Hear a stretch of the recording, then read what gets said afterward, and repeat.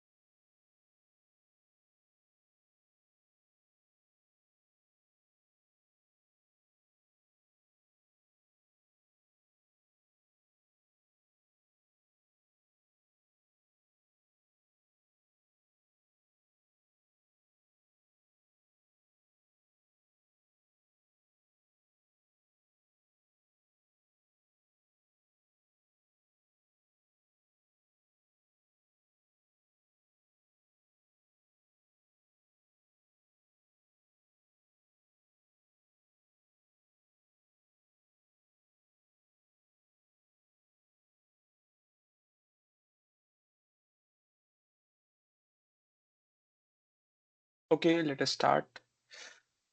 Let me share my screen.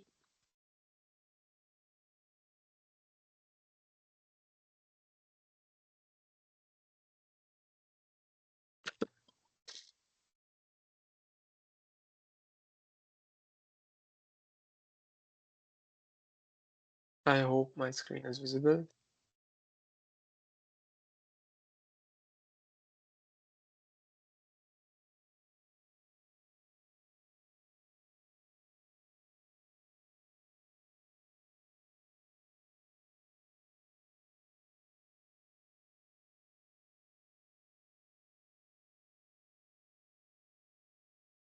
Okay.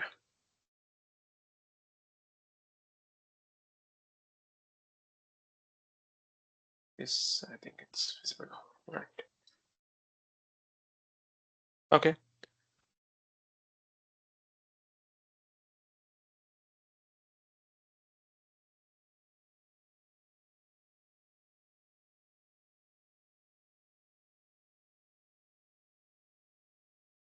So welcome everyone to the week 5 of the tutorial for thermodynamics.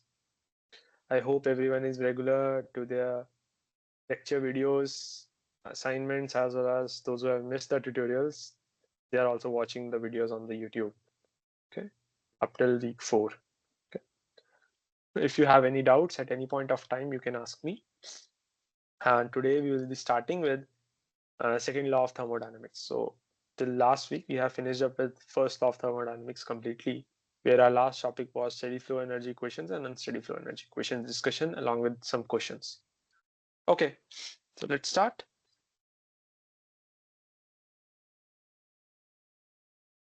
It's second law of thermodynamics.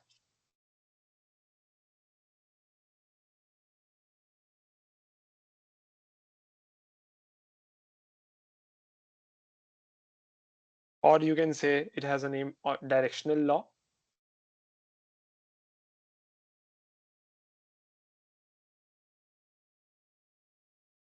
or you can say it is a qualitative law,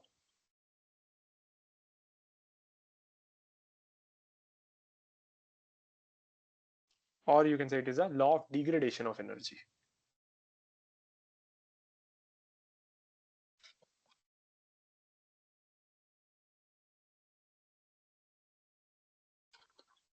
Okay, all these are the names of second law of thermodynamics only.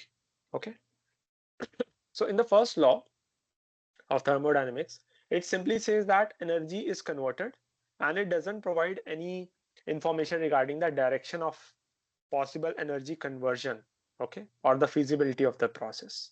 Whereas in the second law of thermodynamics provides the direction of the possible energy conversion throughout concept of, you can say, entropy. That's why it's also known as directional law.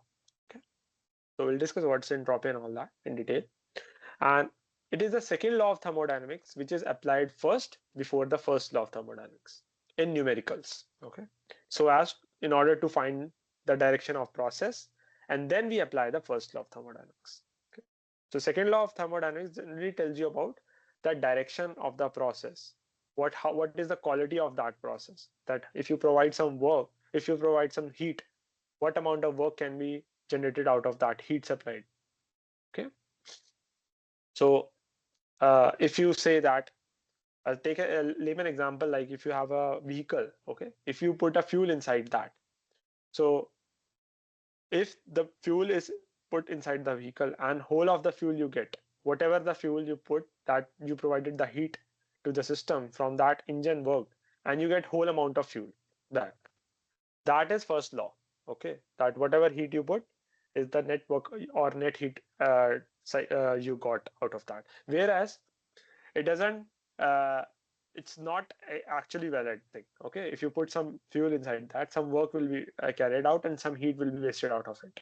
Okay, so second law tells about that, how much work you got out of that, okay, after the ignition of the fuel, and how much pollutants you take out from the exhaust of that vehicle. All right, so it was just a very layman example to understand.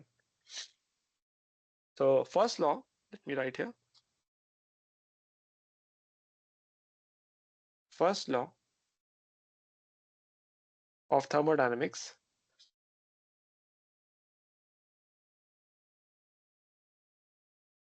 says that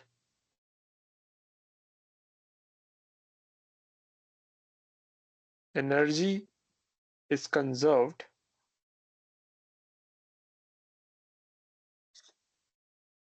and it doesn't provide any information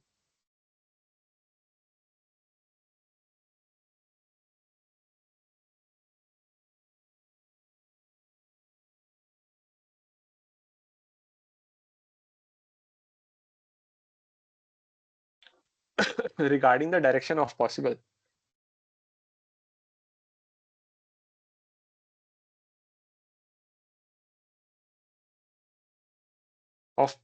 energy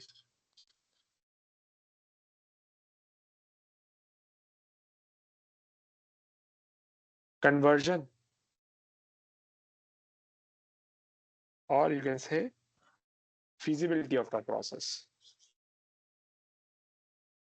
Feasibility of process. Okay. Whereas it is the second law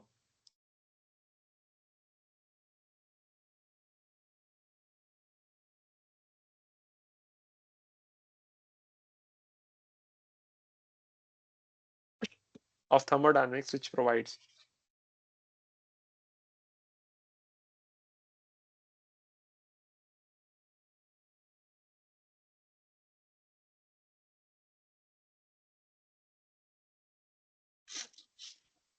direction of possible energy conversion.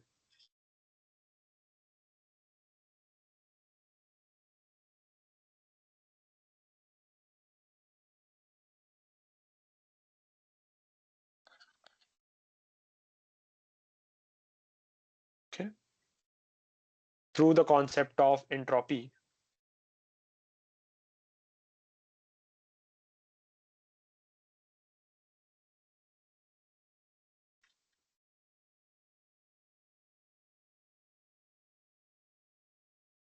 That's why it's also known as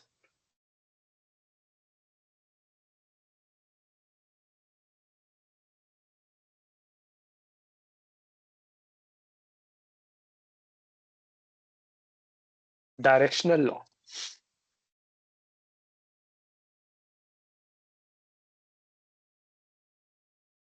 Okay. And it is the second law of thermodynamics, which is applied first before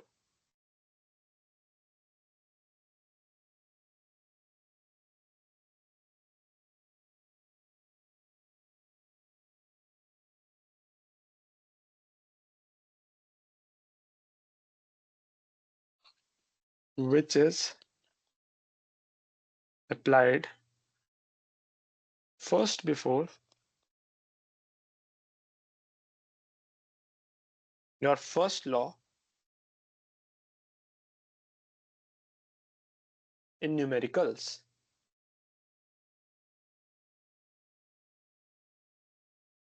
In order to find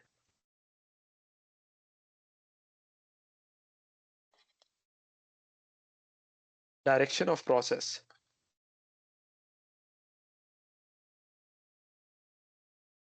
Just hold on.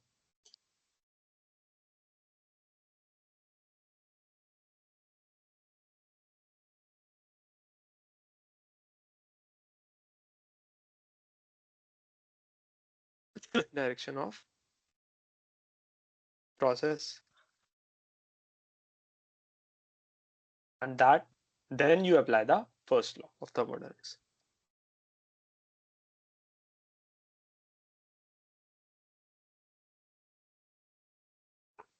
Okay, some points to note here is that heat is a low grade energy and work is a high grade energy. Okay, and complete conversion of heat into work is not possible. Okay, whereas complete conversion of work into heat is possible. Okay, where do you see such example? So in your internal combustion engines, okay, you see that the heat which you supplied by burning the fuel, okay, is converted into work, but some amount of heat is also wasted. Okay? Whereas the other example is of refrigerator, okay, refrigerator or air conditioner, where you provide the work to the compressor and it is completely converted into heat, which is possible. Okay.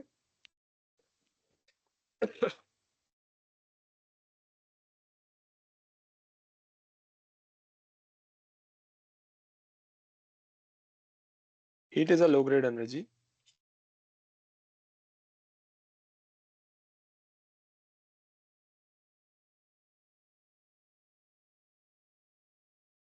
and work is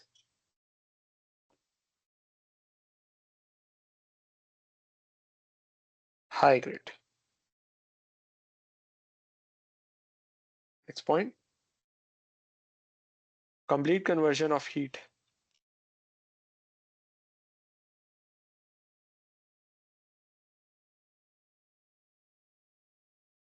into work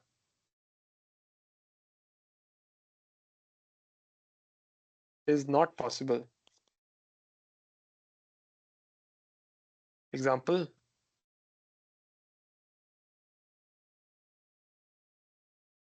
IC engines. Whereas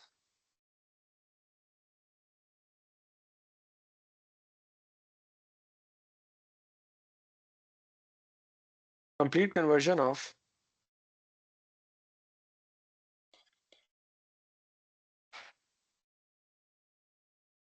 work into heat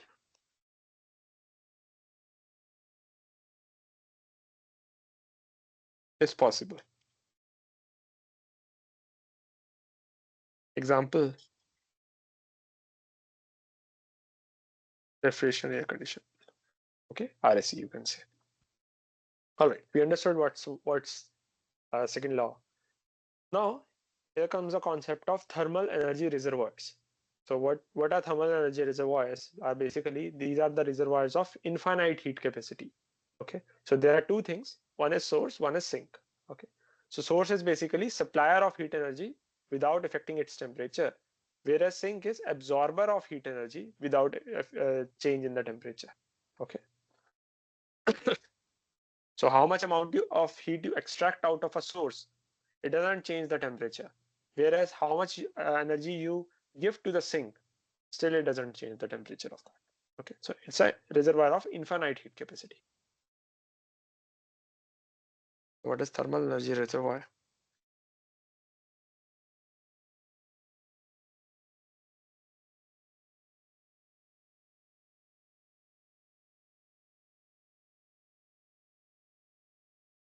It is a reservoir of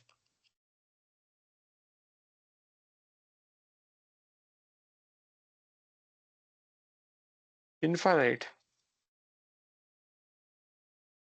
heat capacity.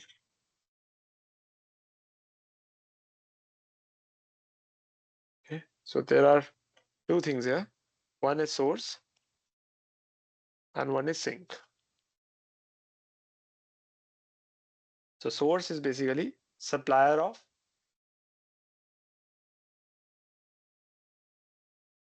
heat and energy without affecting its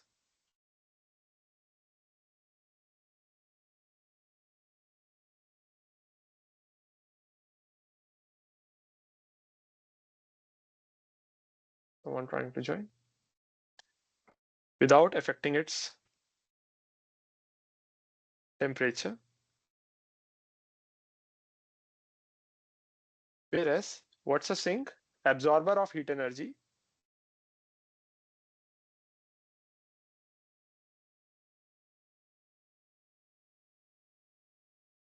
without changing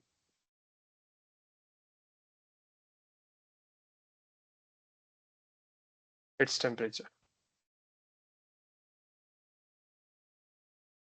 All right. Okay. So if I make a small diagram of a engine, okay, suppose this is a schematic diagram where there is a higher temperature TH and there is a lower temperature TL. Okay. So it is acting as a source and it is acting as a sink. Okay. So you can take how much amount of energy you take out of that source. Okay, heat energy. The temperature of the source will remain TH only. Okay. So suppose this is Q supplied. Okay, and which is from the higher temperature. So QH is Q supplied, and it's basically engine. Okay, and you extract heat of the source supplied to the engine, you get some work out of it, and some heat is released. Okay, so Q at lower is nothing but Q at rejected. Okay, QR. Right. This is a schematic diagram to show thermal energy reservoirs, the source and sinks. Okay, all right. Now let's come to two very important statements. One is Kelvin's Planck statement, and there is Clausius statement for second law of thermodynamics. All right. So what does Kelvin Planck statement says that it is impossible to construct a device which operates in a cycle to produce continuous work while interacting with single heat reservoir. Okay. I'll say again, it is impossible to construct a device which operates in a cycle to produce continuous work while interacting with single heat reservoir. Okay, I'll write that. So Kelvin's Planck statement says that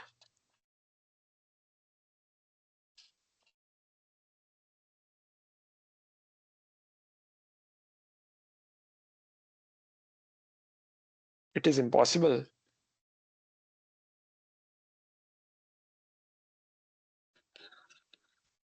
to construct a device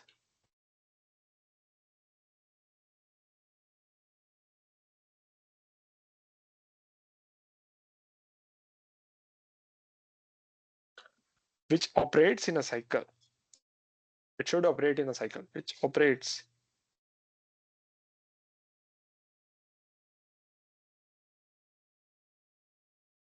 to produce continuous.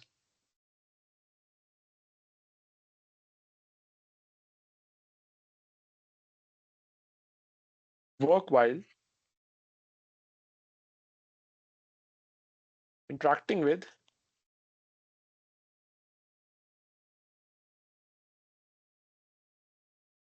single heat reservoir.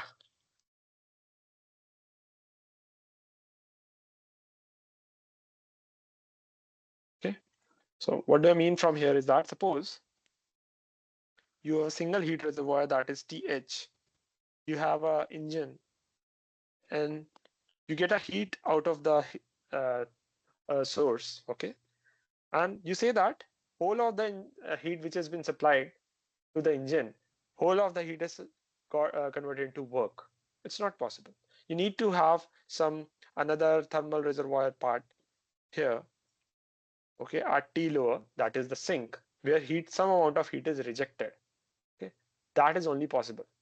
Okay?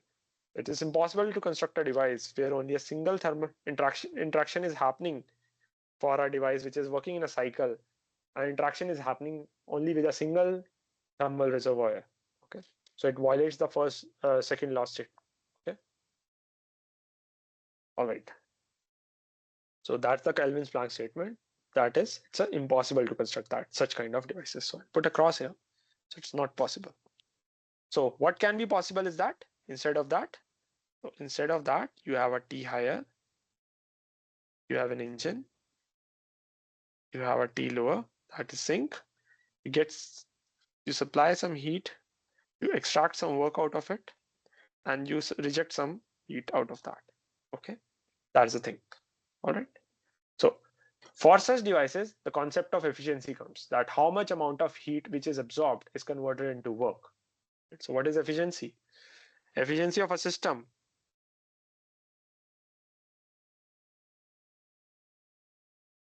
Let me write in some other color.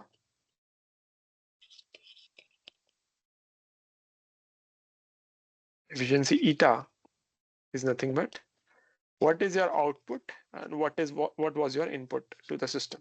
Okay, so output is you want some work out of it. That is work net. What is the work you have got, right? And input was your heat supplied.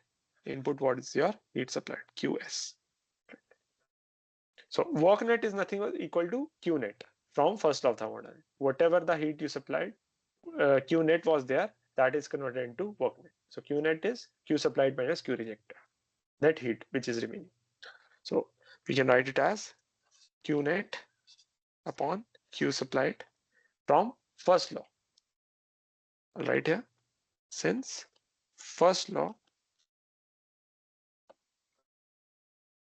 according to first law,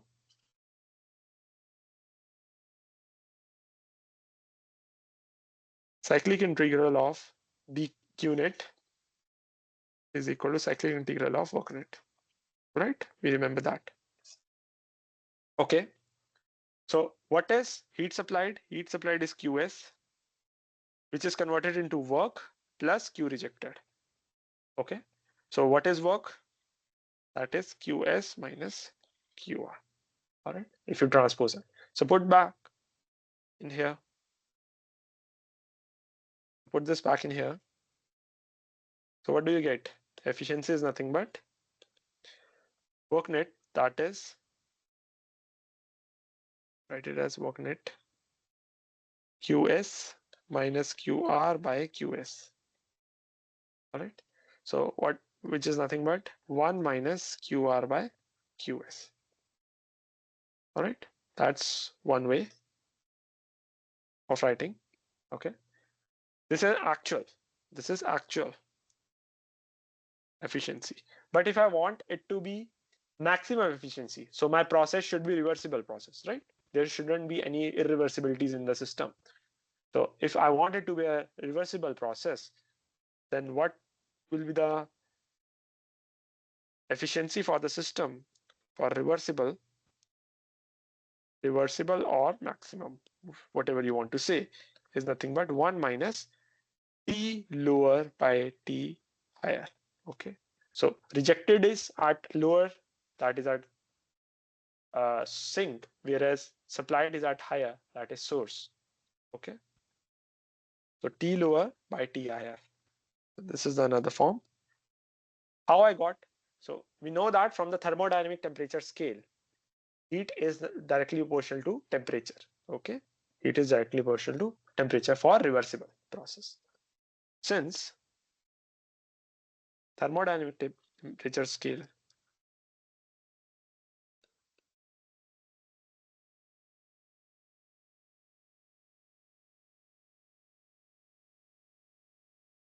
or Kelvin temperature scale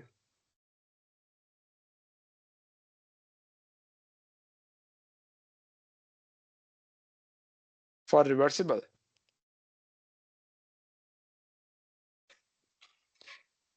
we can say that Q is directly proportional to temperature. So therefore, this implies QR by QS is directly proportional to or the equate to T higher or T lower by T higher. All right. So T lower by T higher. If you put that back, that's the maximum. Okay. And Kelvin's Planck statement provides the concept of work producing devices. That's why you got the device that is engine out of it. Okay. That is the heat engine. So whatever heat you supplied to the system in here in this diagram from the source, it is converted into work as well as some heat is rejected out of it. Okay. So it's a work producing device. So I'll write a note here.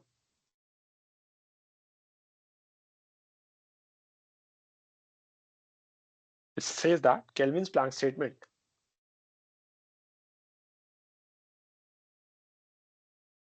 Kelvin Planck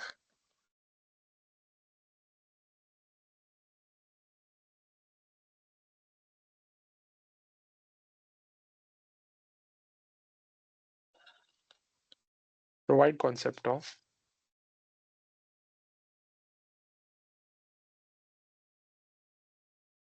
work producing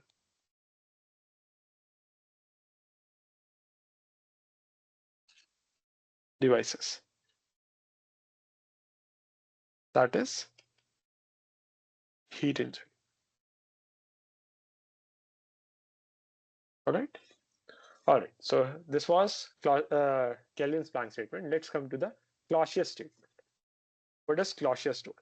So Clausius basically told that it is impossible to construct a device which operates in a cycle and transfer heat from low temperature reservoir to high temperature reservoir without consuming any other form of energy. Okay.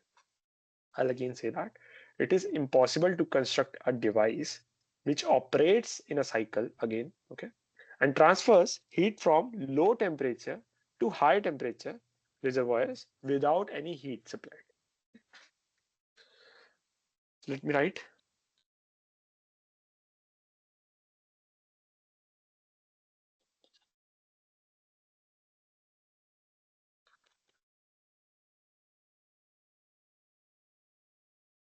It says that it is impossible to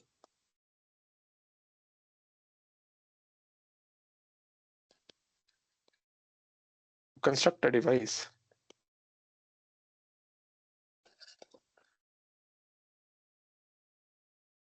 which operates in a cycle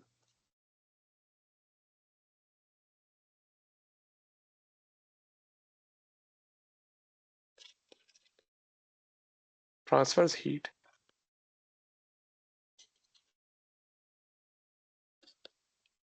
from low temperature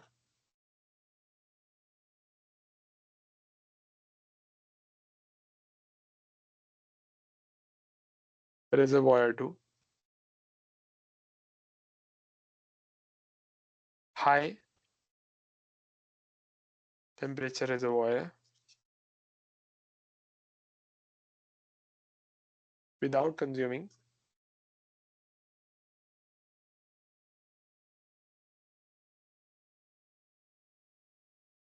any other form of energy.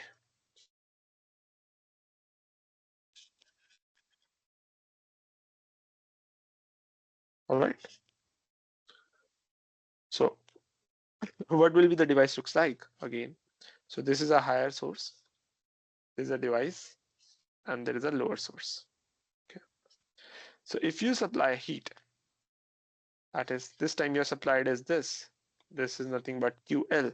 And here this is rejection. That is QH.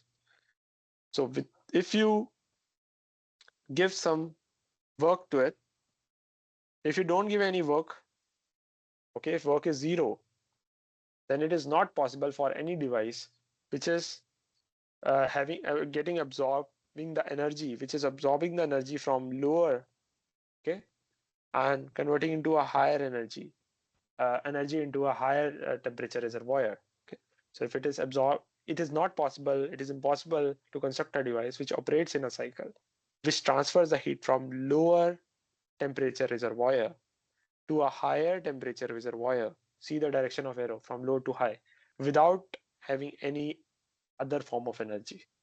Okay, it is not possible. So W will never be 0. Will never be 0.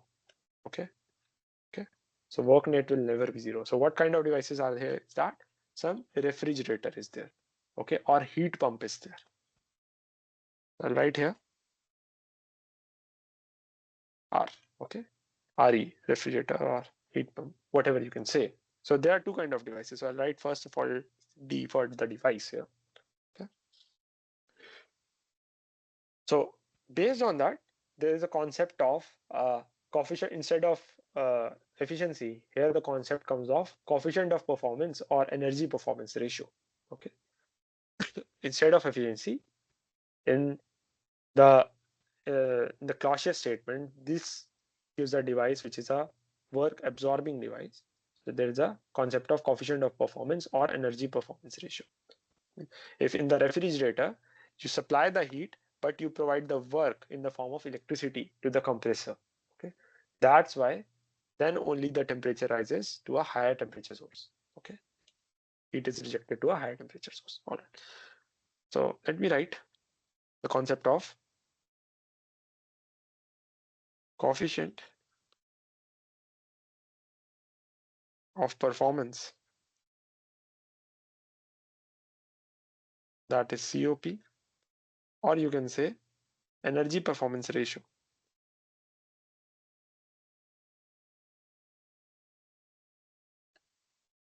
Both are same thing, that is EPR, right? So it is defined as the ratio of desired effect to work input. It is defined as ratio of desired effect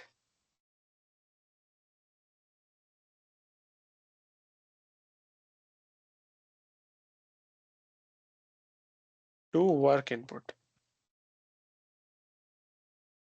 All right.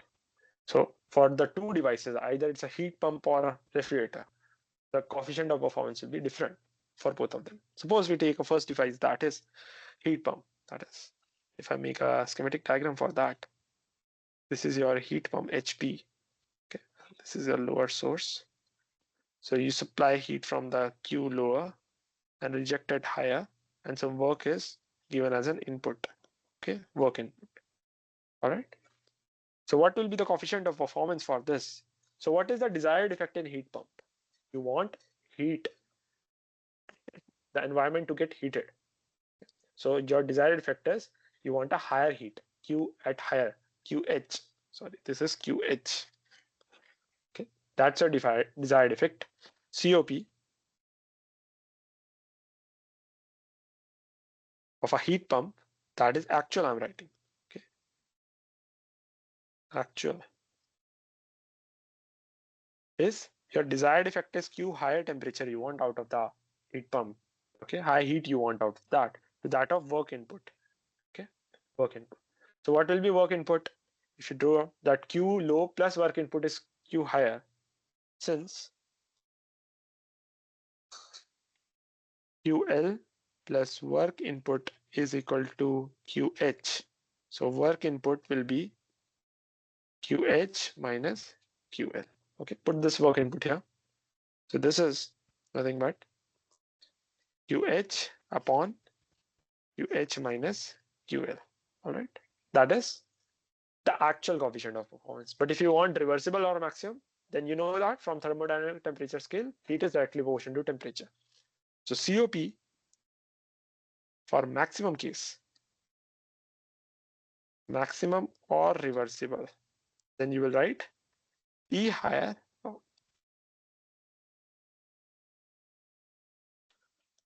T higher to that of T higher minus T lower. Okay, so this is your heat pump. Next is your refrigerator. Heat pump, this was a heat pump. Next is refrigerator. Again, you make a device for this, T higher. This is a refrigerator.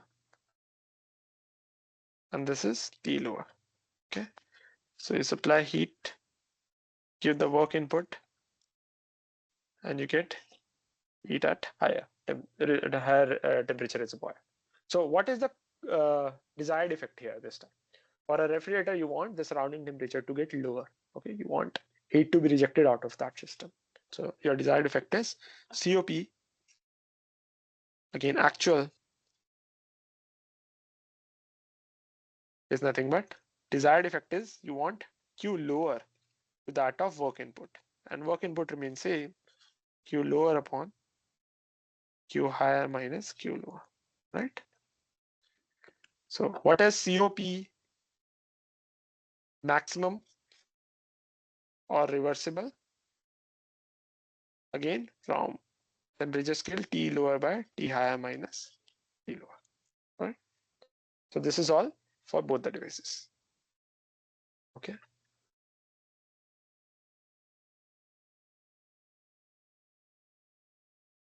I'll use this. Okay, so we got the coefficient of performance for both the devices, that is heat pump and refrigerator. All right. Now we want some relation between the coefficient of performance of heat pump and refrigerator. There should be some relation.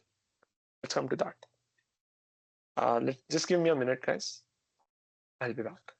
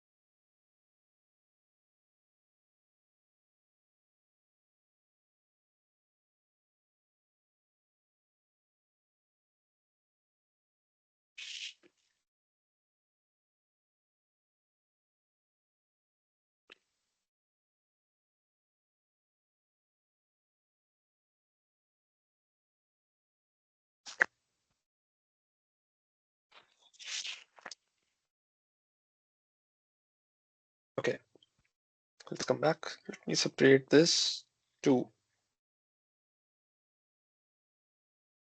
Okay. Yeah. So I was saying about the relation between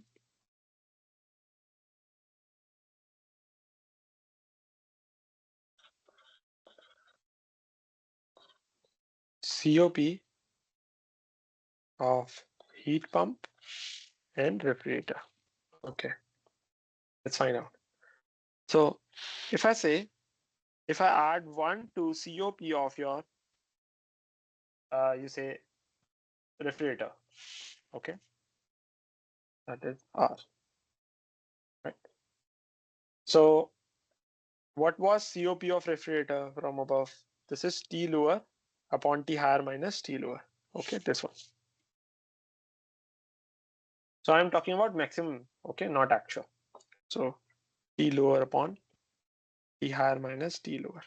Okay, take the LCM, that is T higher minus T lower plus T lower upon T higher minus T lower. So this cancels out. This is nothing but T higher upon T higher minus T lower. This is nothing but COP of your heat pump. Okay, that is nothing but COP of your heat pump. So what we can say that COP of heat pump is 1 plus COP of refrigerator. Okay, very important relation. Okay, only for same temperature limits. Always remember. Let me write here. Only for same temperature limits for both heat pump and refrigerator. The higher and lower temperature should be same. Okay. Also, there is one question here. Let's do one question. So, it said that efficiency of heat engine is given as 30%. Then you need to find COP of that heat pump. Efficiency of heat engine or heat engine is 30%. It is given that. Then what is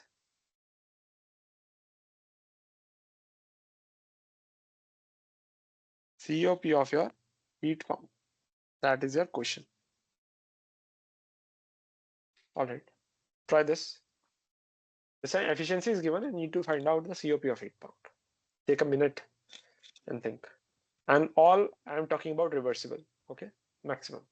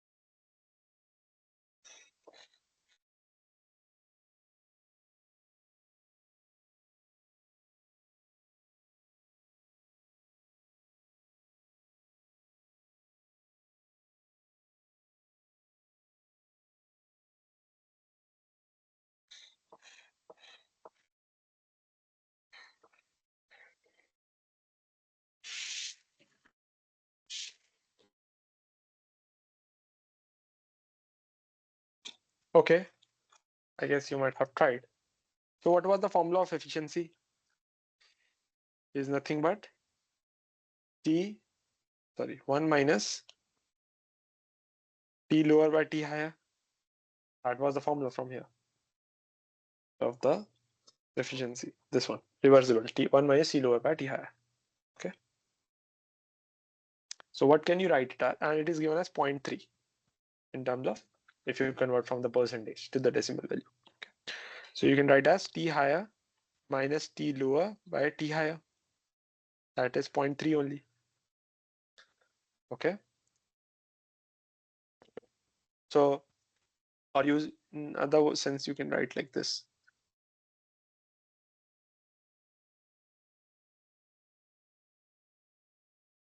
Let me write in another way. What is T lower by T higher to you? That is 1 minus 0.3. That is 0.7. Okay. So T lower by T higher is 0.7. Now what is COP of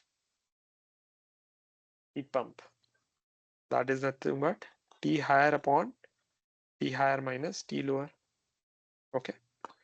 So that means if you divide by T higher, okay, both numerator and denominator, that is 1 by 1 minus T lower by T higher. Put this value here.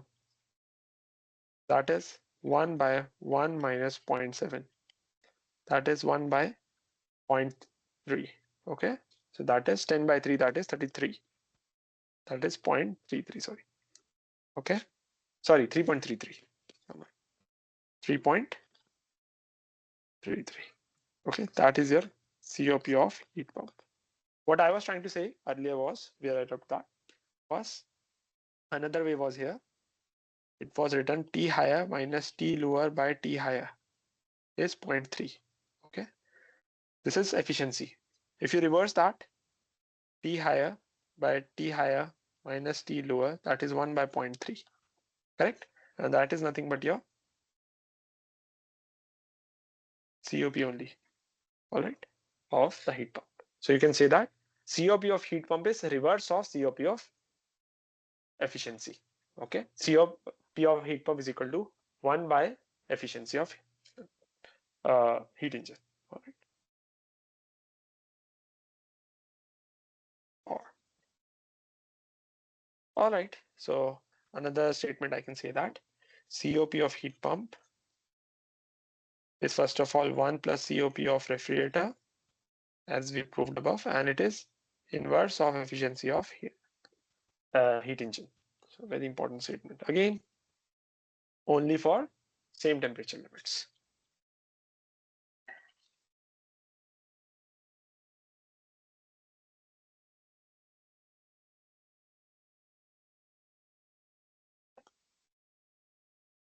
All right. Okay. So there are some points to note here that Clausius statements provide concept of work absorbing devices. That is, heat pump and refrigerator are work absorbing devices. They absorb some amount of work, okay, to transfer the heat from lower temperature to a higher temperature source. And both heat pump and refrigerator are known as reversed heat engines. Okay. You can write them as reverse heat engines because if you see, the efficiency is inverse of the heat pump or COP of the heat pump. So reverse heat engine. Heat pump is reverse heat engine. In the heat engine, you are extracting the work. In heat pump, you are absorbing the work. And Clausius and Kelvin statement both are said to be negative statement because there is a word impossible used. For this is impossible to construct a device. Okay. All right, let me write here points. Clausius statement provides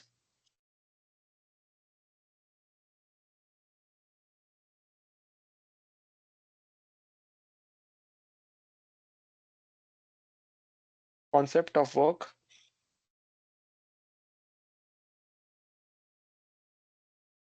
absorbing device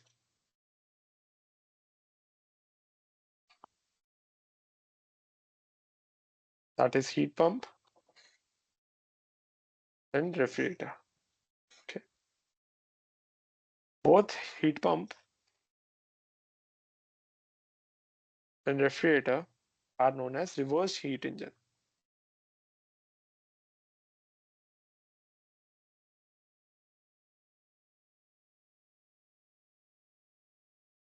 Okay.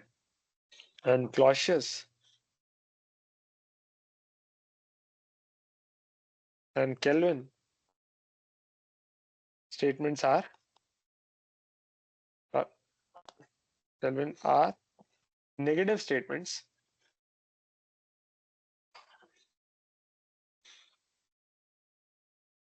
Why? As they use the word impossible.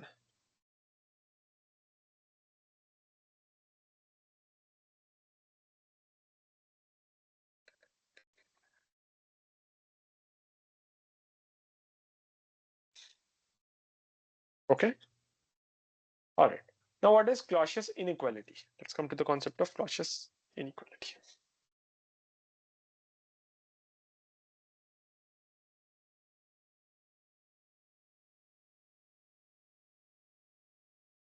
So Clausius inequality states that the cyclic integral of dq by t is less than equal to 0.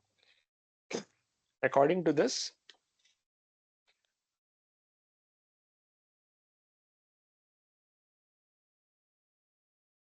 cyclic integral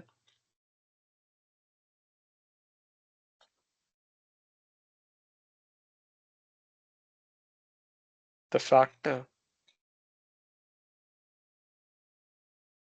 dq by t is less than 0. Okay, it's less than 0. All right. So if dq by t less than equal to 0. Okay. So there are cases that if dq by t is less than 0, that means it's a reversible process or irreversible process.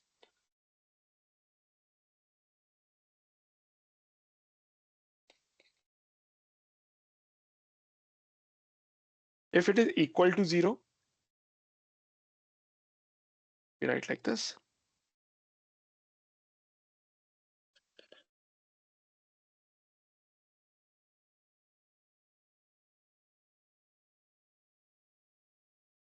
If it is equal to 0, then it is a reversible process.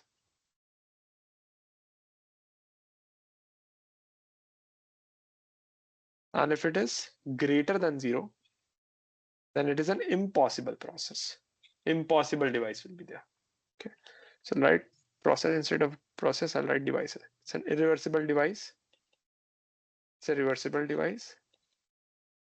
And it's impossible device. Such kind of device cannot be there. Okay. So when Clausius and Kelvin said that it is impossible to construct a device, that means cyclic integral of dq by t is greater than 0 there. Okay. For that device, which is impossible to construct. Okay. But we have seen they come up with the concept of heat engine as well as heat pump and refrigerator. Then that devices are maybe reversible or irreversible. That's why actual coefficient of performance and the maximum coefficient of performance has been defined, as well as maximum efficiency and actual efficiency concept has been defined. Okay. All right. Now let's come to the concept of entropy. So very important concept. What do we mean by entropy?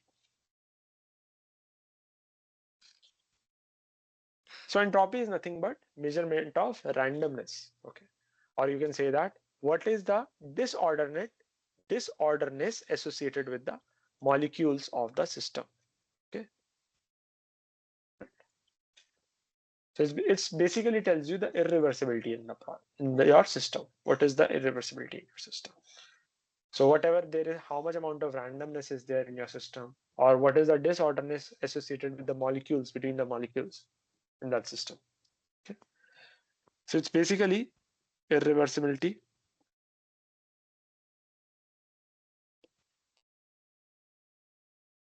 and it is measurement of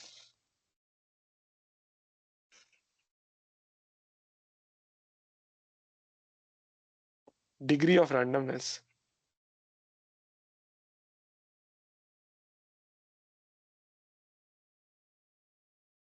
or you can say disorderness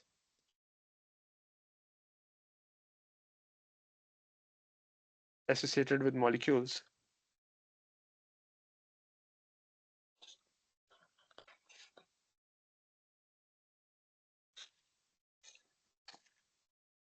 okay molecules or your system. Okay, so what is the principle of entropy here? So what do we mean by randomness is basically, first let me tell, is that there is a non-equilibrium condition happening. Okay, so what was the thermodynamic equilibrium? The three E's in the first tutorial we understood that: thermal equilibrium, chemical equilibrium, mechanical equilibrium. So that is not achieved. Okay, either any one of them or all of them. Okay, so that leads to the randomness in the system. So it's an irreversible system. Okay. Now coming to the principle of entropy. So according to this, entropy change of the universe, the whole universe can never be a negative value. Okay. Principle of entropy.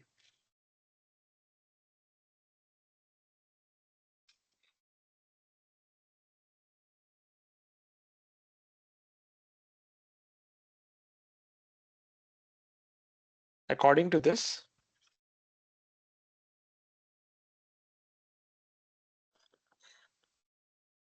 entropy change of universe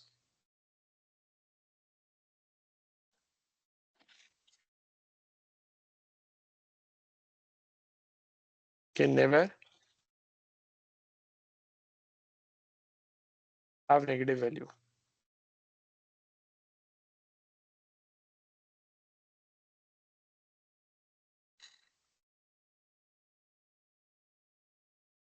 So I'm specifically saying for the universe. Okay. And that is ds. So S is the symbol for entropy, and change in entropy is written as ds. Of the universe is always greater than equal to 0, can never be less than 0. And universe is comprised of two things, system and surroundings, which we did in our first tutorial. Okay. So ds of system plus ds of surrounding is greater than equal to 0. Okay. So again, there comes out with three possible devices. Then the case is like this. If ds of the universe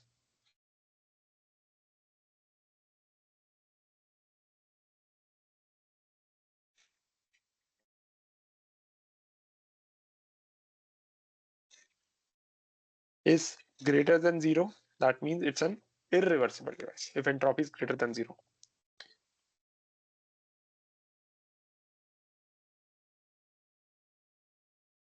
See, don't get confused from the Clausius statement and principle of entropy. Clausius statement say that the integral factor dq by t, if it is less than 0, then it is irreversible. Okay, or equal to 0, then it is reversible. But for greater than 0, it is impossible device.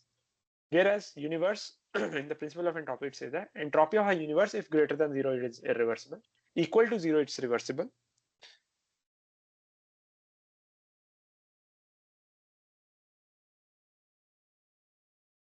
It's reversible.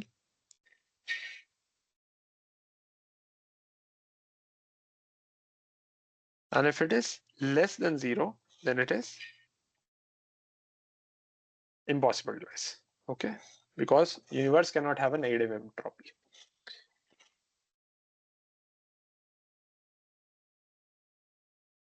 Okay.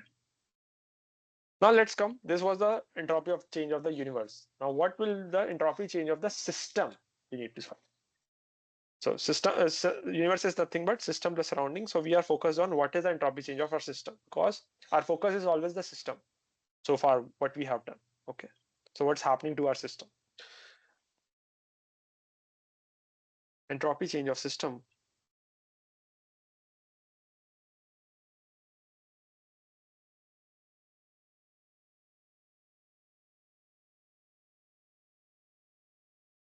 So entropy change of a system is nothing but summation of the entropy change due to the internal irreversibilities in that system and the entropy change due to the external interaction. Okay. So if you have a system, suppose like this is your system. So there is something inside the system, the internal irreversibilities are there, as well as how this system is interacting with the external surroundings basically. Okay. That system is interacting, not surrounding is interacting with the system. It's the system which is surrounding this. Okay. So how it is affecting because of that also. All right. So I'll write here. It is summation of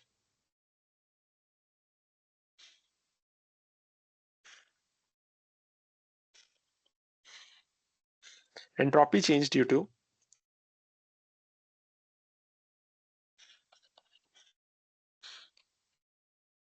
internal irreversibility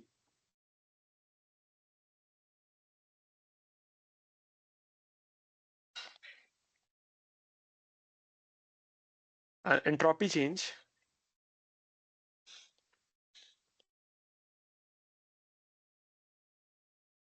due to external interaction.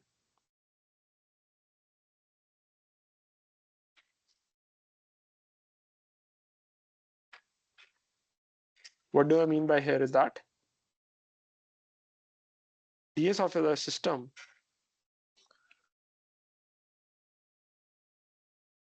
is ds of internal irreversibility IIR plus ds of external interaction EI. Okay, so ds of IIR can be written as S dot generation, and internal interaction is dq by t. Okay, dq by t. Let's take an example. What do I mean from there? It's a layman example. Okay, so suppose you are planning to give an exam. Okay, so first thing is that you will think yourself, you will plan accordingly that I'm going to give the exam, how I'm going to prepare, what will be my work plan, okay, for that exam. This is your internal. You are the system. Okay, you are the system. You are going to give the exam. You are the system. You will think inside yourself first of all that how I'm going to plan my exam, how I'm going to plan my studies. Okay, whereas the second thing is how you will also ask one of your seniors or whomsoever, okay, that how I can prepare. So suppose there is a topper senior of your batch, of your senior batch, okay, you will go to him or her and ask them that how you prepared, what was your strategies. Okay, so that was your external interaction. You were the system and you are asked from them. So this is a very layman example to understand that you are a system. There is an entropy inside because of your thoughts as well as your interaction with the others. Okay? So in uh, in the terms of thermodynamics, it's basically if you supply heat to the system, okay, so there will be randomness in that system which will happen. Okay, if you supply heat to something, okay, there will be some randomness which will happen. Okay, at the because of that heat supplied dq by t, the second term, the external interaction, because you applied heat to that system, external, because of that external interaction, your entropy increased. Okay, if you supplied the heat, as well as the molecules inside the system as well, there will be vibrations between them. So that is their internal irreversibility as well. So if you don't do anything to the system, there is a possibility the molecule, suppose this pencil is a system, there are molecules inside that. If I don't do anything, either the molecules are vibrating at a very molecular level or they are not even vibrating. So S generation, that is your internal irreversibility, is either you are thinking, is either the molecules are vibrating or not vibrating. So it can be greater than 0 or equal to 0. Okay. Similar with the process that you can either think about your exam or you cannot think from your inside. Okay. Similarly, dq by t is the interaction with the system. Either you can go to your senior or you can't. Or you can take heat out of that system as well. Okay, from thermodynamic point of view. So this second term can have both all the values, positive, negative, or equal to 0, whereas S generation is your thought process, randomness in the molecules, either it is 0 or it is greater than 0. Okay. So I'll explain all these things. Okay, don't worry. So that is ds of your system. We will take few cases to understand this. Case 1. Yeah.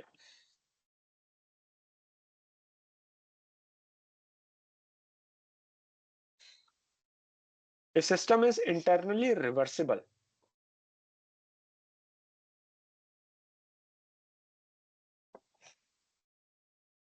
Internally reversible. Okay. Then value of entropy generation, S generation, will be 0. Then value of entropy generation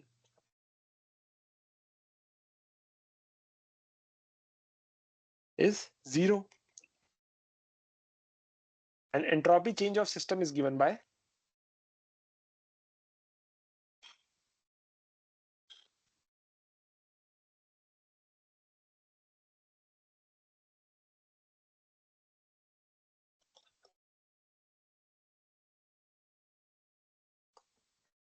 since ds of internal irreversibility, or you say that S gen is 0, okay, then ds of your system is nothing but dq by, you can say ds due to external interaction,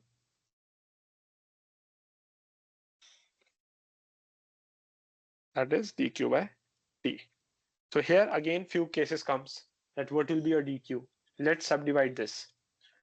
Okay, let's subdivide into 3 cases.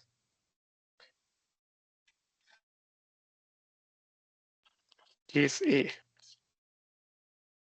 if you are supplying heat to the system, if you supply heat to the system, if heat is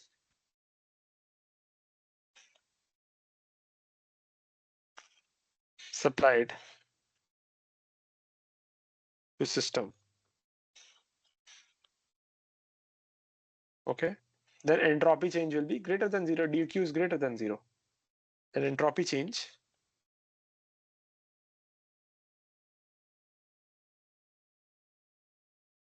of system,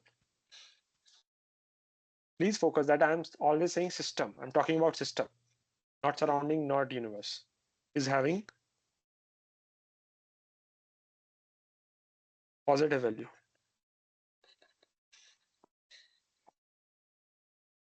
That is, if dq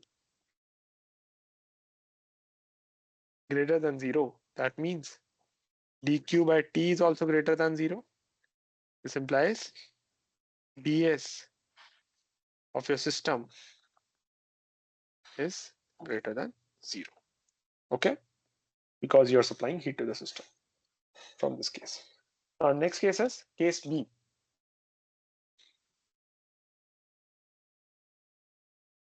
So I'll write this one with the blue marker. Okay, this is case 1, this is case B.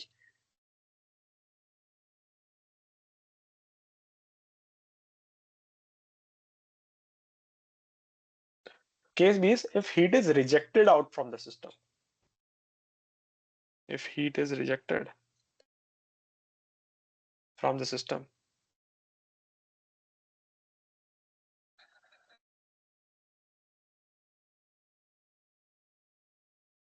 then you can say that dq is less than 0. You are extracting the heat out of the system. Okay, that means dq by t is also less than 0. Okay, that means ds of your system is less than 0. Okay, if you put dq less than 0, your ds of system is less than 0. Okay, all right. Now case C.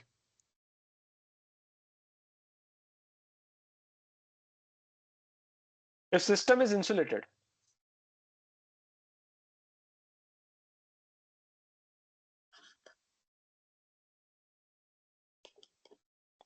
insulated. For the insulation, isolation and insulation, I've discussed both of them. Okay. So if system is insulated, that means no heat interaction. Isolation means no heat as well as energy interactions. Okay. So that means then dq is equal to 0. That means dq by t is also equal to 0. That means ds of your system is 0. All right. Okay. So it means the case C, if you see, if your system is reversible as well as adiabatic, because case C is adiabatic and we are dealing with the reversible case from the case 1.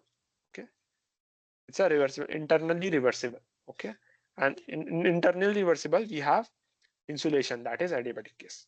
So if system is reversible as well as adiabatic, then it is isentropic. The entropy of your system is 0. Okay, isentropic means entropy of your system is 0. Isentropic means a constant entropy. Okay, so note here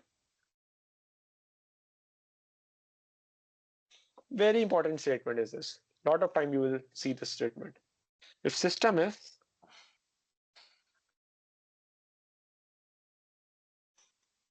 reversible and adiabatic,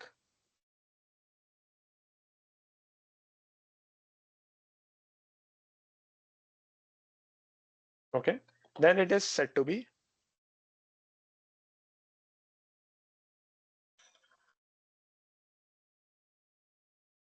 isentropic. So you can take the reference of case C. Okay. Entropy change of the system, you have seen that either it can be positive, negative, or zero. In all the three ABC cases, either entropy change was greater than zero, less than zero, greater than zero, less than zero, or equal to zero. Okay. Next point is that entropy change of system.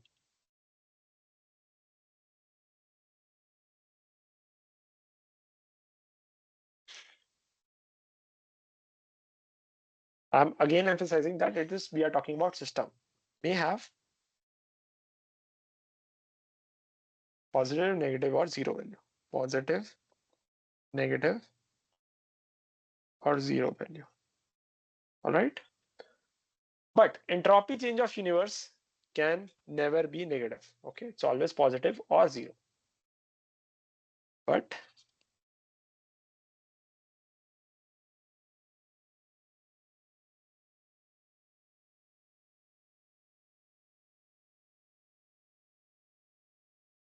universe, when I'm saying about universe, may have positive, or zero value. No negative value for this. Okay. All right, just give me a minute, guys.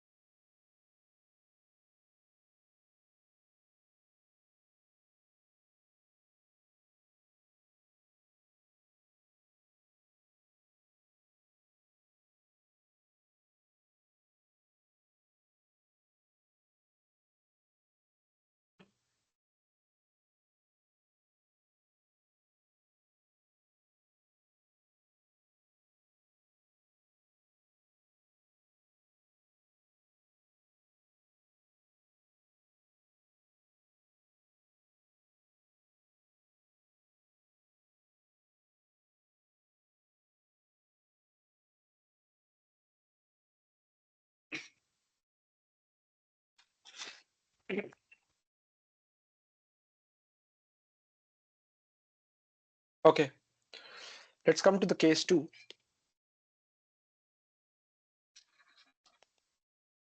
The first case was internally reversible was there, but second case is if system is irreversible. Okay, if system is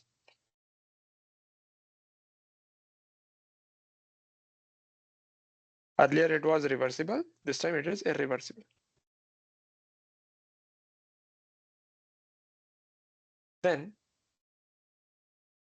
what is ds of your system? ds of internal irreversibility plus ds of external interaction. Okay, that is S generation plus dq by t. Okay, now here again comes case, two cases are here. Case 1, case A. So case A states that if system is adiabatic,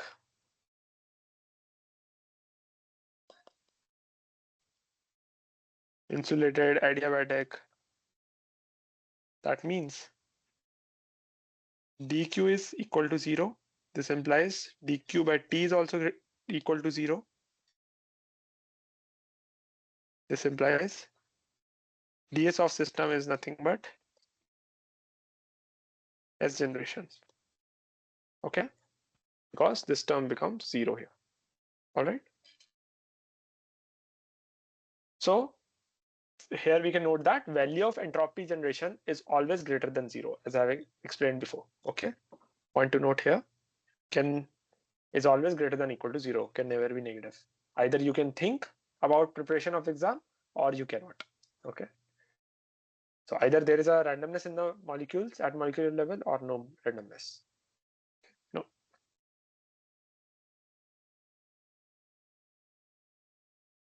Value of entropy generation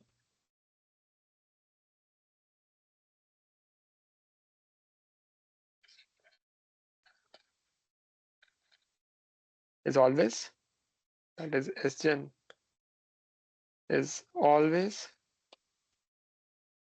greater than equal to 0. Okay, now case B.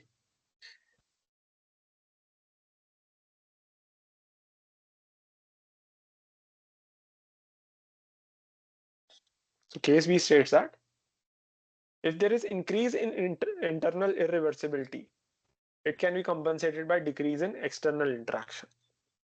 Increase in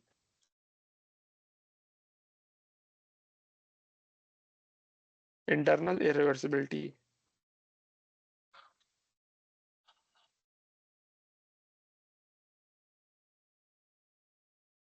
is compensated by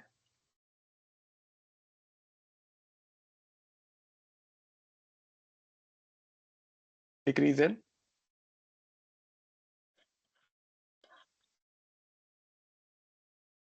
external interaction.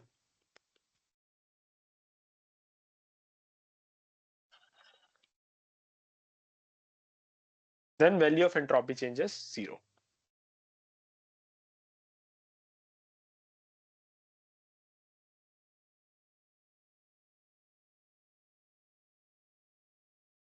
Is 0. So in previous case A, your entropies of the system was S generation. Either it is greater than 0 or equal to 0. Okay, positive or equal to 0 value. But in case B, you can have the ds of the system 0 in such a way that if your S generation and dq by t are of opposite signs and they cancels out each other to make the ds of the system 0. Okay, how it can be possible? Let's see. That is ds of your system is ds of IAR plus ds of external interaction. Okay, so that is S generation plus dq by t. Okay, so one case can be if you take S generation as example, if you increase this value and decrease this value, okay, One way is, example, if you take it as plus 5, you increase by plus 5 and you decrease by minus 5. Okay? Then it can be 0. Okay. Another way can be if you decrease by minus 5, okay, and you increase by plus 5, then also equal to 0. Okay. Minus 5 plus 5 is 0, or plus 5 minus 5 is 0. So are these both correct?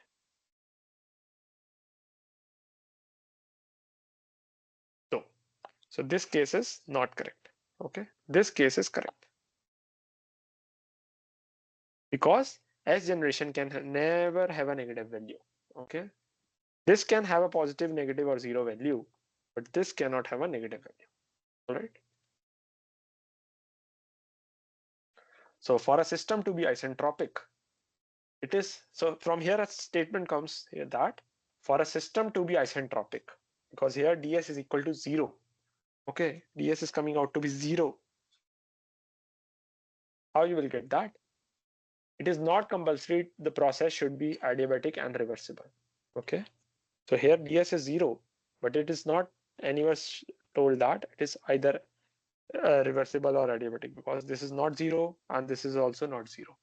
Okay, they have some values, either this case or whatever.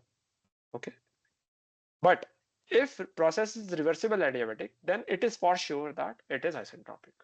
But for the isentropic, it is not necessary the process should be reversible or adiabatic. Very important statement. Note that for a system,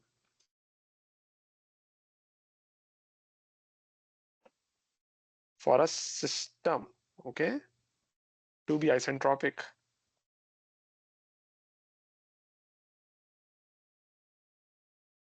it is not compulsory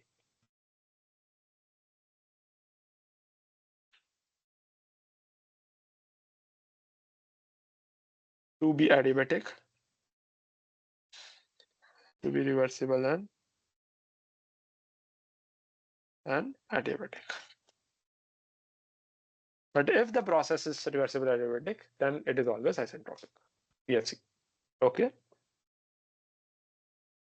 Okay. Done.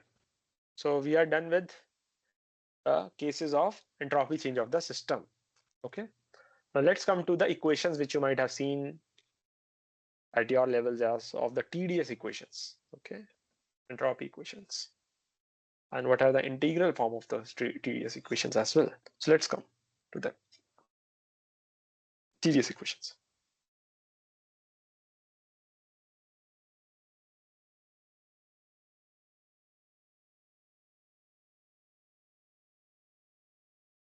All right.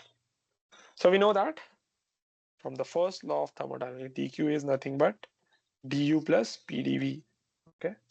So if you want to go for a reversible process, so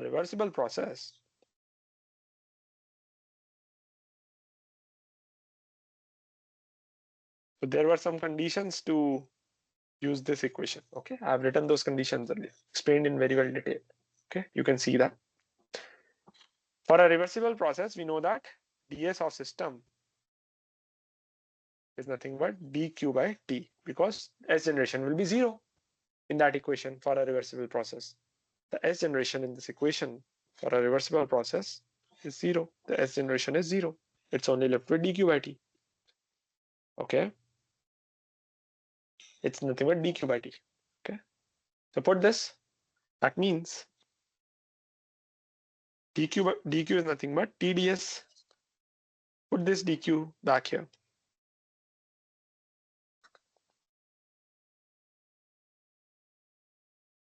So what is the equation now? tds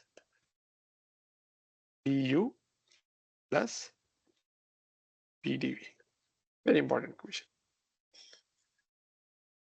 tds is equal to du plus pdv.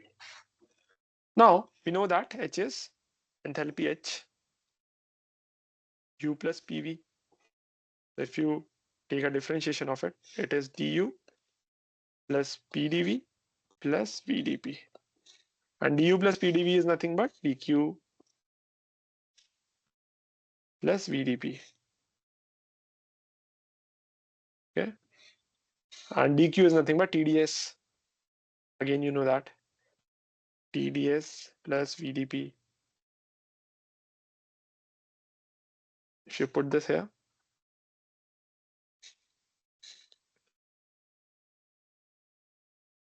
okay, so from here TdS is dH minus VdP. Okay, so we got the entropy equations in terms of enthalpy and internal energy. Okay, TdS is equal to dH minus VdP. So both the equation TdS is equal to du plus PdV and TdS is equal to dH minus VdP. These both equation 1 and 2, if you say this equation is 1, this equation 2 is applicable for both reversible and irreversible processes because it contains all the point functions. Entropy is a point function, internal energy is a point function, volume is a point function, pressure is a point function, enthalpy is a point function. Although you define it for a reversible process, you started with that, you are saying that for the reversible process. But this equation 1 and 2 can be now used for both reversible as well as irreversible process because both are point function. It doesn't depend over the path because reversible process is nothing but it's independent of the path. Doesn't need not to follow the same path, but the initial and final states are same. Okay. Now, what is the integral form of the TdS equations for both these equations, 1 and 2? I'll write that note. Don't worry. Integral form of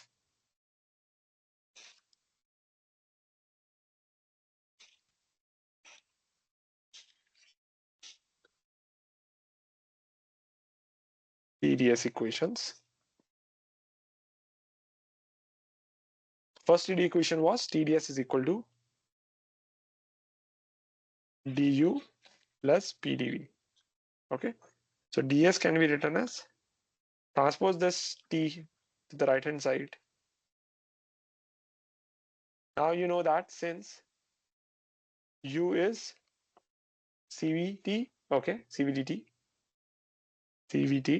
okay, constant volume, okay, and P by T is nothing but R by V, PV is equal to RT, okay, from that, for ideal gas, for ideal gas.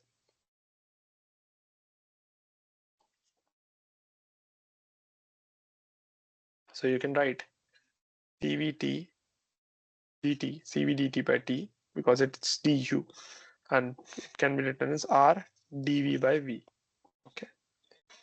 P by T can be written as R by V. Now you take the integration on both the sides. Integrate. So on the integration, you get S final from initial state to the final state. Okay, I'll write here. Initial to final, initial to final, initial to final. Okay, so that is S final minus S initial. What is integration of dt by t? That is ln of t. So CV ln of initial to final. So t final by t initial plus R. Integration of dv by v is ln of v. Okay, ln of v final by v initial. Okay, very important equation, integral form of it. This is equation number 3. Equation number 3. Okay. Now coming to the next integral form of the equation in terms of enthalpy. Since TdS dH minus VdP. Okay, from equation 2. From equation 2, dH minus VdP. Again, take temperature on the right hand side, dH by T minus V by T dP. Again, you know that since H is CPT, constant pressure, and V by T is nothing but, what is V by T? PV is equal to RT. Okay, so V by T is R by P. Okay, for ideal gas.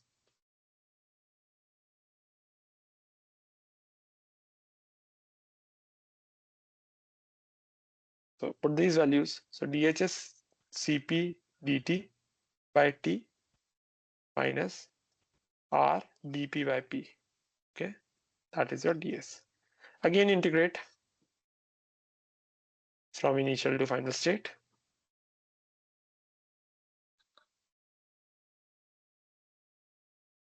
So this is again S final minus S initial.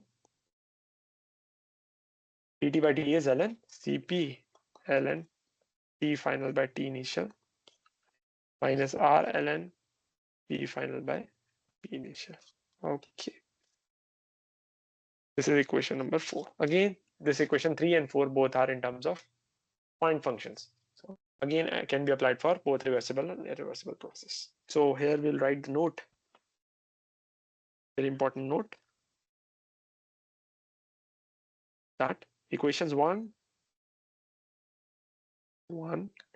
2, 3, and 4 can be applied for both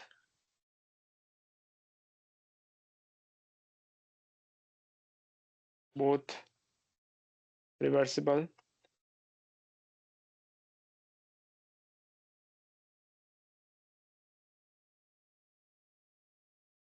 and irreversible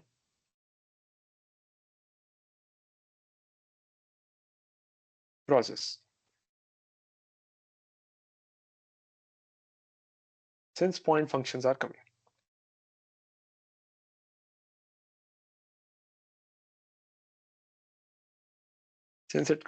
Because it contains, I'll write like this, because it contains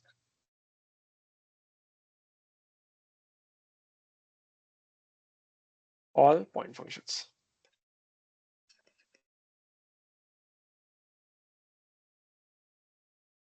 All right, though we derived from the reversible scenario, but here all the point functions are there. Okay, any doubts in understanding? All right, I'll be back in a minute.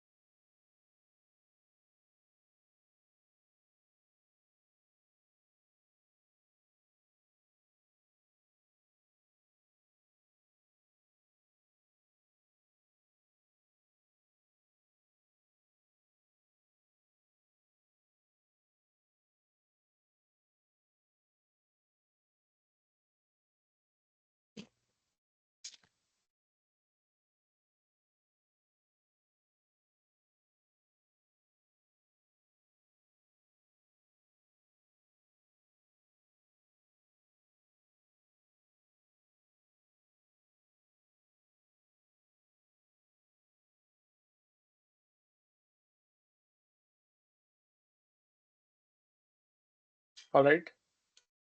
Now let's come to the representation of constant pressure and constant volume lines on temperature and entropy plots.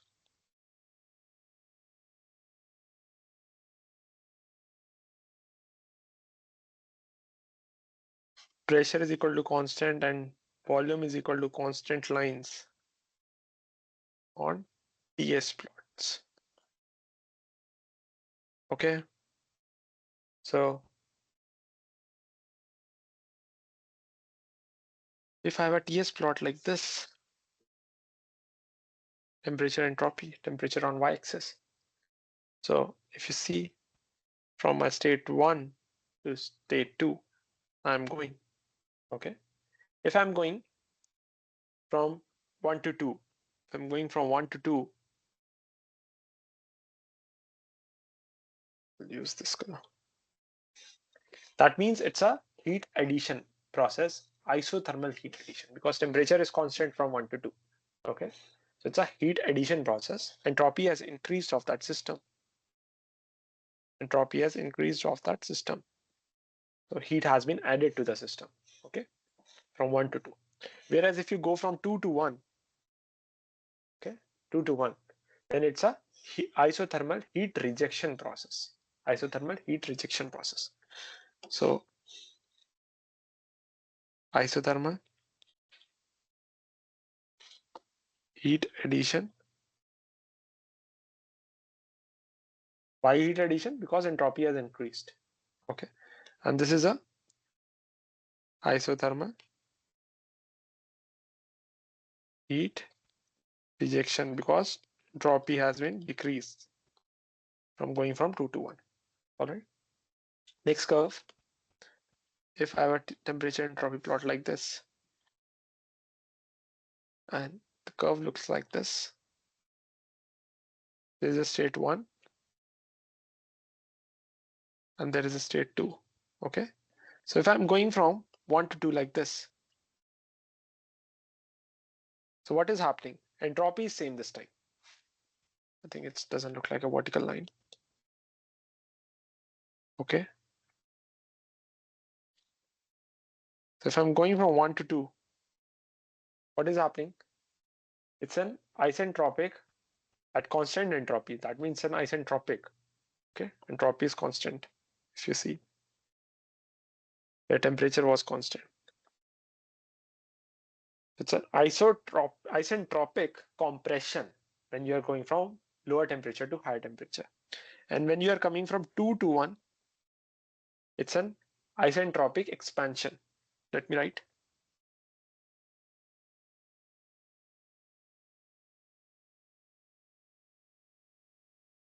That means volume has increased here, whereas here, compression. Now you might be thinking, when temperature is increasing, then volume should also increase. No, that's not the case. If you remember, we have proved one scenario where T final or T2 by T1 is equal to V1 by V2, the power of gamma minus 1. Remember this? T final is T initial, we go V initial by V final raised to the power of gamma minus 1. Okay. That was the process. So if you increase the temperature, your volume is getting decreased. They are inversely relation. So this implies on increasing the temperature, volume is decreasing. Okay. So that is compression. So from 1 to 2, you are increasing the temperature at constant entropy. So that is compression case. Okay. Next scenario. Let's get the slope. How we will get the slope? So if we have from the equation TdS is equal to du plus pdv. If volume is constant, that means TdS is du only. Okay, because dv will be 0 and du is cv dt. So dt by ds is nothing but t by cv from here. T by cv. Whereas if you take the case of this TdS dH minus vdp. So if pressure is constant, then TdS is dH, which is nothing but Cp dt, because dP will be 0 here. So dt by ds is T by Cp. Okay, we got the slopes for constant volume and constant pressure. So how you will plot it on and TS curves. Let's draw a TS curve here. Okay, so this is your TS curve.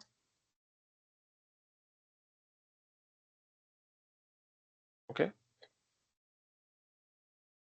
so it will look like if you are taking one scenario from this point, and another scenario is that, okay, from one state to another state. So this is a process A. If you are going, let me do.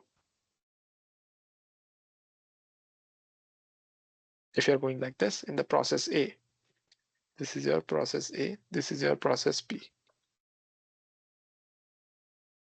and this is how you are going in B. Okay, from 1 to 2 state. What is happening?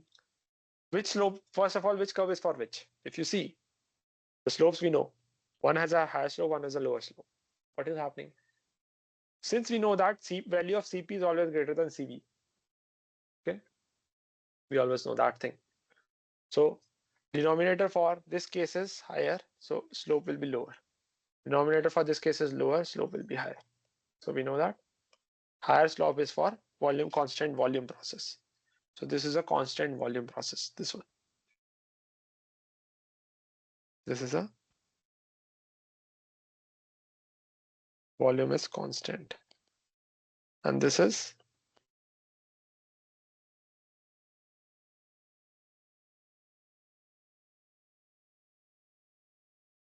pressure is equal to constant. Lower slope. Okay. Okay. So if I go in the process A, okay, from left to right, from 1 to 2. So what do you expect that? It is a constant pressure heat addition because entropy is increasing. So constant pressure heat addition, whereas in process B, it is a constant pressure heat rejection. In process B, it is a constant volume heat addition. Constant volume heat addition. So it is constant volume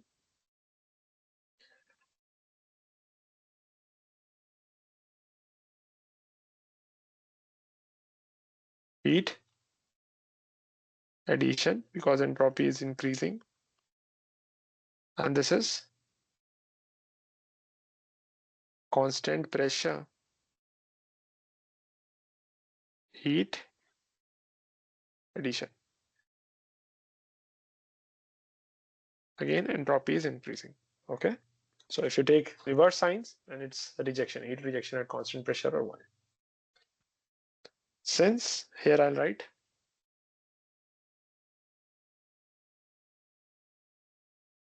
what I'll do.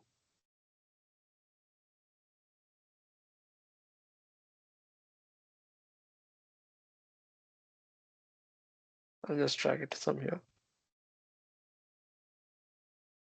And I'll write here, since Cp is greater than Cv, so this implies 1 by Cp is less than 1 by Cv. Okay, this implies dt of by ds of V volume is constant is greater than dt by ds of pressure is equal to constant. Okay, that is what we have shown here. All right. So slope of constant volume line is always greater than slope of constant pressure line. Okay. Now let's come to an important concept of Carnot theorem. Carnot theorem. What is a Carnot theorem?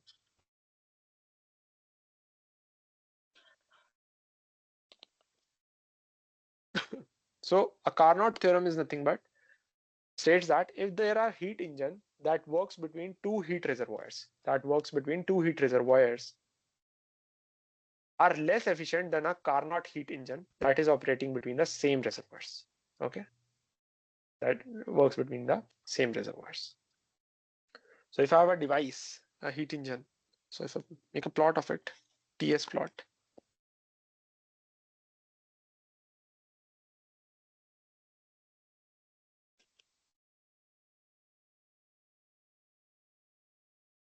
This is my TS plot. So this is my situation. 1, 2, 3, and 4. The cycle goes like this. Okay. And these two are temperatures. T1 is equal to T4 is equal to T lower. And this is T2 is equal to T3 is equal to T higher. Okay. Two heat reservoirs, T higher and T lower. Okay. And this is the entropies at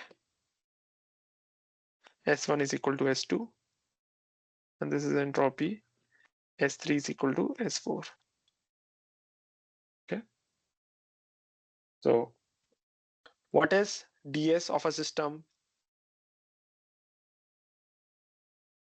Is nothing but S generation plus dq by t, dq by t. So here all the processes are reversible. Carnot theorem is for all reversible process. So this S generation will be 0 since all reversible process. Okay, all the processes are reversible. So Carnot theorem is a principle of thermodynamics that defines the maximum efficiency. Okay, that defines the maximum efficiency of the heat engines. So since now the dq is nothing but, therefore dq is tds from here. This implies dq is tds of the system. So if you go process by process, what is 1 to 2 process in this? 1 to 2 process is isentropic. 1 to 2 temperature is increasing, compression, isentropic compression. So 1 to 2, 1 to 2 is isentropic compression. If you go from 2 to 3, 2 to 3, so earlier was 1 to 2 and this is 2 to 3. So if you see, entropy is increasing at constant temperature, isothermal heat addition, isothermal heat addition, isothermal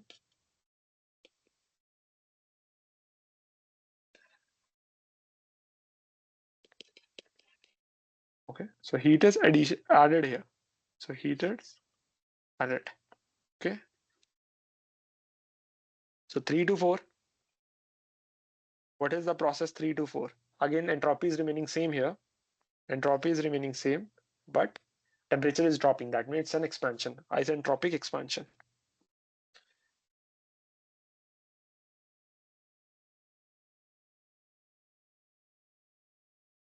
And 4 to 1, again, entropy is decreasing. So entropy was constant there. Here, 4 to 1, entropy is decreasing. So it is at constant temperature. Isothermal heat rejection.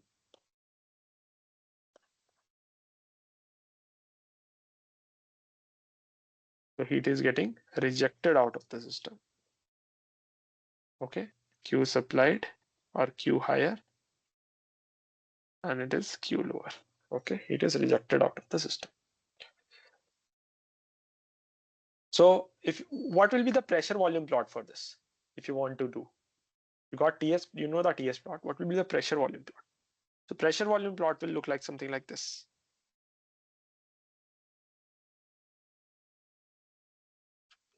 So 1 to 2 is isentropic compression. So volume is getting decreased and it is isentropic. Okay. So we have done the pressure volume plot for the adiabatic processes. Okay. Isentropic means reversible adiabatic. So entropy is, so the slope is higher for isentropic compared to dP by dV is higher, gamma times of P by V, gamma times of dP by dV of isothermal. Second process is 2 to 3 isothermal heat addition. If heat is getting added, volume is expanding, but slope is very steep, slope is less. From 1 to 2, slope is high. From 2 to 3, slope is very low. Okay. Then 3 to 4, isentropic expansion. Again, volume is increasing isentropically. Okay. Okay. And 4 to 1 is back isothermal heat rejection. Okay, 4 to 1. So again, slope is less. Okay, so I'll use the points. So first point 1, 2, 2,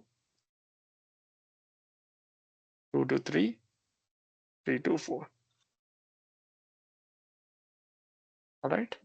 So this is your net pressure under the area under the pressure volume plot is the work done. So this is your net work done of that engine. Okay. Very steep volume. So if you see in the IC engine, top dead center and bottom dead center of the strokes are happening from bottom to top. Okay.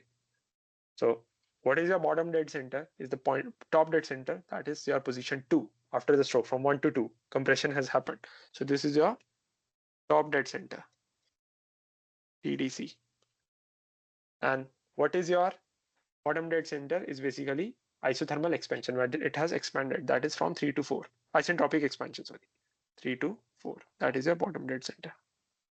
So this, the difference of this is your swept volume. This is your swept volume by the piston cylinder arrangement. We swept. Okay. All right. So, and one thing which I told that dP by dV of, which we have already understood, that PV raised to power gamma is equal to constant is dP by dV of temperature constant. That's why isentropic processes are having higher slope. And this is a swept volume between the top dead center and bottom dead center. So for more work output, your swept volume should be very high. Okay, so that your graph is a bigger graph. Now, what is the efficiency of a heat engine? It's nothing but output by input. What is output? Work net, and input is Q supplied, that is Q higher. Work net is Q net by Q supplied. Okay, so Q net is nothing but Q from 1 to 2 plus Q from 2 to 3 plus Q from 3 to 4 plus Q from 4 to 1. So this are 0, 1 to 2, no heat is applied, and 3 to 4 is no heat is given. So it's 2 to 3. So from 2 to 3, if you see the graph 2 to 3, it is QH, and 4 to 1, it is QL. So QH minus QL, or you can say it is as Q supplied, Q rejected. Supplied, rejected. So I'll write here supplied and rejected in terms of that. Supplied and rejected. Okay. So put this Q net back here. So therefore, efficiency is nothing but Q supplied minus Q rejected by Q supplied. That is 1 minus Q rejected by Q supplied. That is your efficiency. That's a maximum reversible or Carnot efficiency. Okay. So efficiency Carnot maximum reversible, because we assume that all the processes are reversible. Okay. Very important. And if you see from Q supplied, it is nothing but, that is the process 2 to 3. So Q supplied, since Q supplied is dQ is equal to TdS. So T is same, that is 2, or T higher, you can say T higher into S3 minus S2, and Q rejected is nothing but T lower, S4 minus S1. Okay, S4 minus S1. Put this values. So S3 minus S2 and S4 minus S1.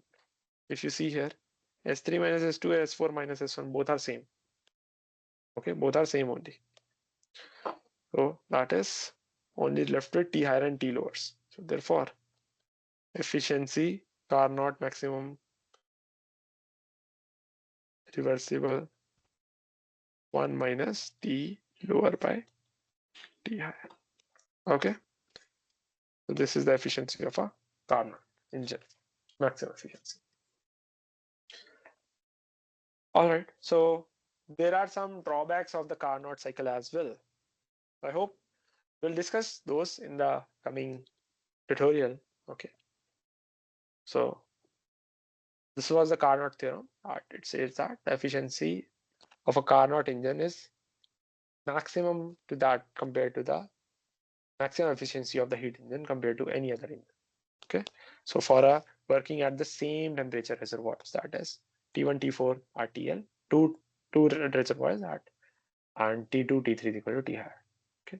And it's all the processes are reversible. So its S generation will be 0. So dq is TdS. So T times S2 minus S3 or S1 minus S4, whatever you want. So all the process 1 to 2 is isentropic compression, 2 to 3 is isothermal heat addition, 3 to 4 isentropic expansion, isothermal heat rejection is 4 to. So that is the stroke of the IC engine. And that is the PV plot, and area under the PV plot is the work done.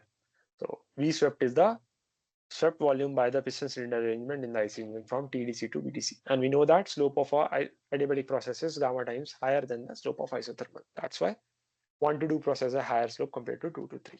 And efficiency is work net upon Q supplied. Work net is Q net, that is QS minus QR. Efficiency is 1 minus QR by QS. And in terms of temperature, it is 1 minus T lower by T higher. I hope it's clear to everyone, all the concepts so far. We'll come across with the drawbacks of Carnot theorem, Carnot cycle basically. Okay, what are the drawbacks in here in the coming tutorial? And I want everyone to be regular in their watching the lecture videos, doing the assignments. Okay, so for those who have registered in the course, they will get the sheet where the link for the YouTube videos. This tutorial has been recorded and will be put it on the YouTube by me on my channel. So those who are already enrolled, they'll get the links, and as well as the PDF notes will be uploaded there, link for the PDF note. Whereas those who are watching this for the first time, so it will be uploaded on my YouTube channel. That is my YouTube channel name is NPTEL with space Varnit.